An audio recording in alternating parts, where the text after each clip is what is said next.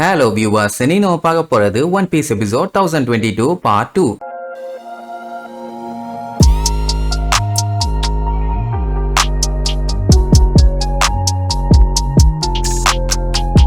Open பண்ணா கில்லரா போன பாட்டுல கைடோ அசால்ட்டா அடிச்சு திருக்க விட்டான்ல, அவனுக்கு ஏதாச்சும் ஆயிருச்சான்னு யூஸ்டஸ் கிட்ட பதறி போய் செக் பண்ணி பார்ப்பான். நல்ல வேலை உசுருக்கு எந்த ஆபத்தும் இல்ல. அடி வாங்கினதுல லைட்டா கேர் ஆயிட்டான், அவ்வளவுதான். இங்க பாத்தீங்கன்னா நம்ம லூஃபி இன்னுமே கொரட்டை விட்டு தூங்கிட்டு இருக்கான். ஜோரோ எப்படியாச்சும் கஷ்டப்பட்டு ஒரு நிமிஷத்துக்கு மட்டும் அவனை ப்ரொடெக்ட் பண்ணிட்டான்னா போதும், அதுக்கப்புறம் எந்த ஒரு பஞ்சாயத்து இல்லைன்னு வைங்க. அப்போ கைடோ பார்த்துட்டு வாங்கடா வாங்க, ஜாலியா ஃபன் பண்ணுவோம், என்டர்டைன்மெண்ட்டுக்கு நான் ரெடின்னு சொல்லி டிராகனா இருக்கும்போது வாயில ஒரு சுழலை உருவாக்கி அதுக்கப்புறம் ஸ்லாஷஸ் மாதிரி அட்டாக்ஸ் எல்லாம் பண்ணால, அதை இப்போ இந்த ஃபார்ம்லயே பண்ணுவான். ஜோரோவும் லாவும் அந்த அட்டாக்க கஷ்டப்பட்டு தடுத்து எப்படி எஸ்கேப் ஆயிருவானுங்க. இங்க தான் கைடோ ஆல்ரெடி அவங்கள போட்டு துவன்னு துவச்சுக்கிட்டு இருக்கான்ல. இந்த பிக்மா வேற சும்மா இல்லாம அந்த லூஃபி எப்படியாச்சும் காலி பண்ணணும்னு சொல்லி பயங்கரமா லைட்னிங் அட்டாக் எல்லாம் பண்ணுவான். அதை கண்டிப்பா ஜோரோ தடுக்கிறதெல்லாம் கொஞ்சம் கஷ்டம் தான். அதனால எதுக்கு இந்த வேண்டாத வேலைன்னு சொல்லி லா அப்படியே ஸ்வாப் பண்ணி விட்டுருவான். உடனே கைடோ பார்த்துட்டு கடுப்பாயிட்டான். லில்லின்னு அதான் நான் சண்டை போட்டுட்டு இருக்கேன்ல, ஏன் குறுக்க வந்து டிஸ்டர்ப் பண்றேன், இனி தொல்லை பண்ண பல்லுகள் எல்லாம் வெட்டுக்குன்னு புடுங்கிடுவேன். லாக்கு இப்ப நல்லா தெரிஞ்சு போச்சு, அவங்க பயங்கர ஸ்ட்ராங்கா இருக்காங்க, இவங்களால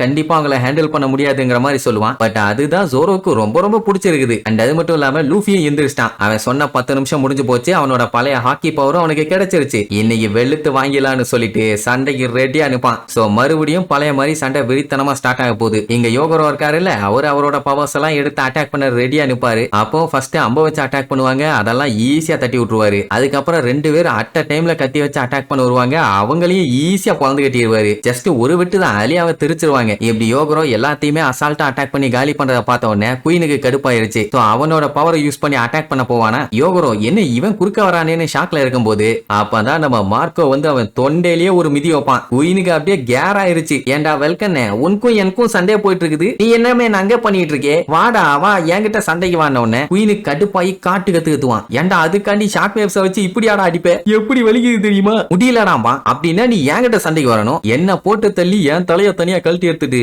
அதுக்கப்புறம் அந்த சாமுராய்ஸ் கூட சண்டைக்கு போ, யாரு வந்து உன்னை தடுக்க போற, என்ன நான் சொல்றது கரெக்ட் தானே. இவன் ஒருத்தன் நொய்யின்னு இருக்கான்னு ஃபர்ஸ்ட் அவன் அட்டாக் பண்ணுவான். அதுல இருந்து எஸ்கேப் ஆனா கிங் வந்து கத்தி வச்சு அட்டாக் பண்ணுவான். இப்படி 2 பேரும் அட்டாக் பண்றத பார்த்துட்டு என்னங்கடா அட்டாக் பண்றீங்க, இல்ல என்ன அட்டாக் பண்றீங்க, எல்லாத்தையும் உங்களுக்கு சொல்லி கொடுக்கணும். இப்ப பாருங்கடான்னு ப்ளூ பேர்டுன்னு சொல்லி ஃபர்ஸ்ட் கிங்குக்கு ஒரு அடி, அதுலயே அவன் திருச்சடிச்சு போய் விழுவான். அதுக்கப்புறம் காட்டுத்தனமா ஏர்ல ரொட்டேஷனை போட்டு வந்து ஒரே மிதி. ஒயிட் பியர்டோட ஃபர்ஸ்ட் டிவிஷன் கமாண்டர்னா என்ன சும்மா, அவன் எந்த அளவுக்கு மாசுங்கிறத மாசா காட்டிட்டு இருக்கான். குயின் உடனே கடுப்பாயி இவன் ஓவரா பண்ணிட்டு இருக்கான், ஒரே போட்டாதான் சரிப்பட்டு வரும்னு கன்னோட வருவான். அப்படி வந்தவன் வயித்துல ஒரே மிதி. நல்லா யோசிச்சு பாருங்க, குயினோட சைஸ் என்ன, அவன் வெயிட் என்ன. ஆனா இவன் மிதிச்ச மிதிக்கு அவனோட கண்ணே பிரிஞ்சு வெளியில வந்துரும் போல, அந்த அளவுக்கு வேகத்துல பிச்சுக்கிட்டு போய் செவுத்துல இடிச்சு விழுவான். ஒருத்தன்னா பரவாயில்ல, 2 பேரை ஹேண்டில் பண்ண வேண்டி இருக்குது, அதுவும் 2 பெரிய ஆளுங்க. அதனாலேயே மார்க்கோக்கு கொஞ்சம் டயர்ட் ஆகுது. அடிச்ச அடியில குயினும் கிங்கும் எந்திரிக்க மாட்டாங்கன்னு பார்த்தா மறுபடியும் எந்திரிச்சு வர்றானுங்க. ஒரு 5 நிமிஷம் மல்லாக்க கவுந்து கிடந்தானுங்கன்னா மார்க்கோவோட அடிக்கு மரியாதை இருக்குது. இப்படி பொசுக்குன்னு எந்திரிச்சு வந்தானுங்கன்னா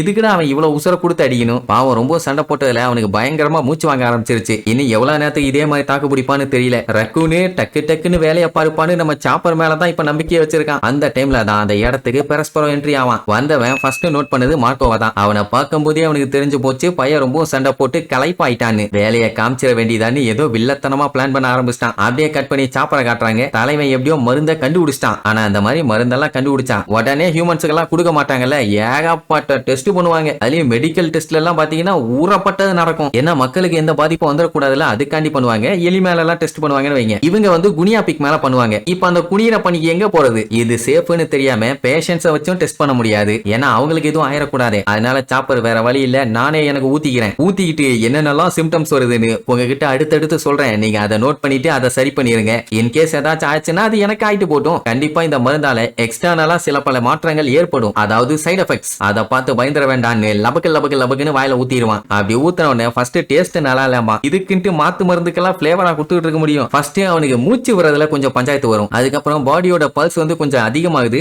ஆனா எக்ஸ்பெக்ட் பண்ண ரேஞ்சுக்குள்ள தான் இருக்குது. அண்ட் அவனோட பாடி சூடாகிறது அவனாலேயே ஃபீல் பண்ண முடியும். ஃபீவர் வந்தா குதிக்குமே அந்த மாதிரி. ஆக்சுவலா இப்ப வாயில ஊத்தி இருக்க ஆன்டிடோட்டோட வேலையா தான். அப்ப சாப்பரோட மூஞ்சில உடம்புல எல்லாம் அந்த ஐஸா இருக்கே அந்த இடம்லாம் கிராக் விட்டு உள்ளுக்குள்ள இருந்து ஸ்டீமா வரும். என்ன நார்மல் ஸ்கின்னா இருந்தா பரவாயில்ல, செவ செவன்னு செவந்து போய் இருக்குது. இங்க வெளியில பாத்தீங்கன்னா 10ல முதல்ல ஒரு 5 பேர் ஐசோனியா மாறிட்டு இருந்தானுங்க. இப்ப 8 பேர் மாறிட்டாங்க. அந்த மாதிரி ஒரு ரேஷியோல போயிட்டு இருக்குது. யாராச்சும் ஹெல்ப் பண்ணுங்க, நெருப்ப கொடுங்கன்னு கதறானுங்க. இவனுங்களை மெயின்டைன் பண்ணணும்னா இந்த மொத்த இடத்தையும் கொளுத்தி தான் ஒண்ணும். அத்தனை பேர் மாறிட்டாங்க. இங்க ஒமசாவோட பாடியில இன்னுமே ப்ளூ ஃபிளேம் எரிஞ்சுக்கிட்டு இருக்கிறதுனால அவன் இப்ப கான்சியஸ்ல தான் இருக்கான். இவங்க ஓகே, இவங்களோட பாஸ் யோகரோக்கு என்னாச்சுன்னா பெரிய ஷாக்கு. ஏன்னா அவரு கொஞ்சம் கொஞ்சமா மாறிட்டு இருக்காரு. அவர்கிட்ட அடி வாங்கினவனுங்களாம் இந்த ஆளு மனுஷனே இல்ல மான்ஸ்டர், இப்படி பேயடி பிசாசடி அடிக்கிறானேன்னு சொல்லிட்டு அப்படியே சுத்தி காட்டுவாங்க. இவ்வளவு நேரம் அவரை பொழந்துருவேன், அதை பண்ணுவேன், இதை பண்ணுவேன்னு பில்டப் பண்ண ஒரு சாம்ராய்ஸ் கூட அங்க இல்ல. எல்லாத்தையுமே தாறுமாறா சம்பவம் பண்ணி விட்டாரு. என்ன இப்ப அவரோட பாடி பாத்தீங்கன்னா கம்ப்ளீட்டா ஐசோனியா மாறி மனுஷன் கான்சியஸை இழந்துட்டாரு. அப்படியே ஒரு கத்துனதுக்கே அத்தனை பேரும் அலன்றுவாங்க. அத்தாடி இந்த ஆள் ஐசோனியா மாறினா என்ன ஆகுன்னு. நார்மலா அந்த ஆள் அடிச்சாலே நாக்கு தள்ள தள்ள எல்லாம் ஜாவாங்க. இப்படி அரக்கனா மாதிரி அடிச்சானா கீஞ்சிரும். உடனே ஓமசா போய் கட்டி பிடிச்சு, தலைவா இப்படி எல்லாம் பண்ணக்கூடாது, நம்மளோட கோல் என்ன தெரியுமா? கோலத்தான் இப்படி சொல்றான். நம்ம கோல் என்ன தெரியுமா? எப்படியாச்சு லேண்ட் ஆஃப் ஆனோவ பழையபடி மாத்தணும், ஓடனோட ஆசையை நிறைவேற்றணும் அப்படின்னு சென்டிமெண்டா 4-5 டைலாக் எடுத்து விட்டவனே ஆமா மச்சின்னு மனுஷன் ஒரு வழியா கான்சியஸ்க்கு வந்துட்டாப்ல. என்ன வந்த உடனே எல்லாம் தேம்பி அழுவானுங்க. வேற ஒண்ணும் இல்ல, அவர் இந்த மாதிரி மாறினாருன்னா அவரை போட்டு தள்ள சொல்லி சொன்னாரு. இப்ப அதுக்கான நேரம் தான். அதனாலதான் ஃபீல் பண்ணி அழுகுறாங்க. வாங்க இனிய போட்டு தள்ளுங்கன்னு அங்கேயே மண்டிய போடுவாரு. ஓடன் அந்த டைம் அவரை ஹெவன்ல இருந்து கூப்பிடுற மாதிரியே ஒரு ஃபீலிங். ஆக்சுவலா மனுஷன் பாத்தீங்கன்னா ஜெயில மாட்டினப்போ எப்பண்டா சாவு வரும்னு சொல்லி தான் வெயிட்டிங்ல இருந்தாரு. பட் இந்த அளவுக்கு வந்து இவங்க எல்லாத்துக்கும் அவ்வளவு ஹெல்ப் பண்ணிருக்காரு இல்ல, அதுவே பெரிய சந்தோஷம். இதுக்காகவே நான் சாக தயாரா இருக்கேன். உங்களோட ரோல் கஷ்டம் தான், ஆனா வேற வழி இல்ல, என்னைய சாகடிச்சு தான் ஆகணும். நீங்க அதுக்காண்டி கவலைப்பட வேண்டாம், நான் சந்தோஷமா தான் சாக போறேன். இனிமேட்டு எல்லாம் உங்க கையில தான் இருக்குது, நல்லபடியா இந்த போரை முடிச்சு வைங்க அப்படின்ட்டு மனுஷன் சாவறதுக்காண்டி ரெடி ஆயிட்டாப்ல. பின்னாடி இருந்து கத்திய வச்சு ஓங்கி வெட்ட வருவாங்க. அவரை வெட்டி காலி பண்ணிட்டாங்களா, வெட்டுறதுக்குள்ள அவரு மத்தவங்க எல்லாத்தையும் காலி பண்ணிட்டாரான்னு அடுத்த எபிசோட்ல பார்க்கலாம். டாடா.